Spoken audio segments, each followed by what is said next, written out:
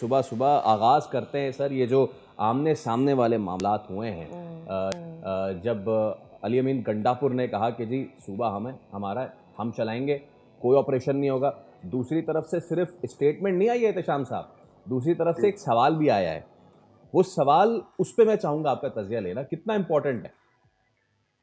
دیکھیں کہ تھوڑا سا پیچھے چلے جائیں، پیپلز پارٹی کی جب گورنمنٹ تھی، یوسف رضا گیلانی پرائم منسٹر تھے، تو یہ 2011-12 کی بات ہے۔ افغان جنگ جو ہے نا وہ پیک پہ چل رہی تھی اور امریکن گورنمنٹ کے ساتھ ہمارا بہت زیادہ تعاون تھا، اور اس وقت ڈرون اٹیک امریکن کرتے تھے طالبان کے اوپر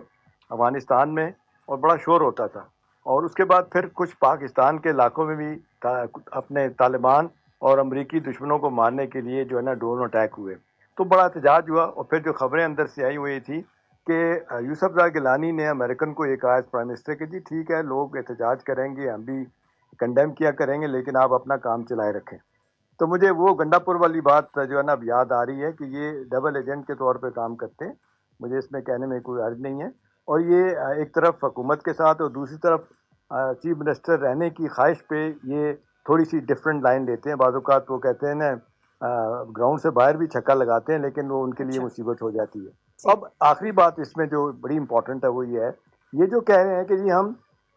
کسی فیڈرل فورس کو سعودیہ اجازت نہیں دیں گے وہاں پہ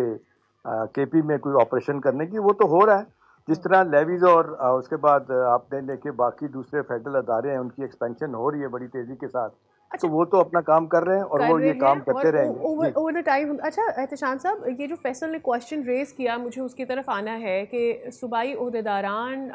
جو ڈی آئی خان میں طالبان کو کتنا پیسہ دے رہے ہیں، یہ نیا ایک سوال جو بات آ رہی ہے سامنے۔ آپ اوبیسلی بات کریں کہ شاید علی امین گنڈاپور دونوں طرف کھیل رہے ہیں، بٹ کیا وہ کسی کا انٹرسٹ سیو کریں یا نہیں کر رہے، یا وہاں پر ہو کیا رہا ہے ایکچولی، یہ کیا معاملہ ہے؟ دیکھیے سعدیہ، ڈیرہ اسماعیل خان آپ نے دیکھنا، یہ تین بڑے لیڈر جو ہے نا کے پی کے، جن میں آپس میں بہت چپلش رہتی ہے، مولانا فضل الرحمان ہیں، فیصل کنڈی ہیں جو گورنر ہیں کے پی کے، پیپلز پارٹی سے تعلق ہے، اور یہ علی امین گنڈاپور ہیں۔ آپ دیکھ لیں ایک دوسرے کے خلاف بہت زیادہ باتیں کرتے ہیں۔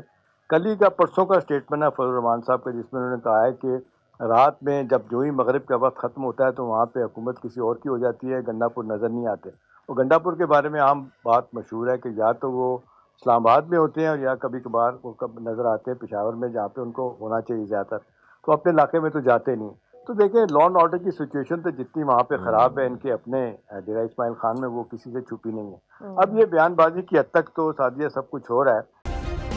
سبسکرائب کریں اور بیل دبائیں تاکہ کوئی خبر رہ نہ جائے۔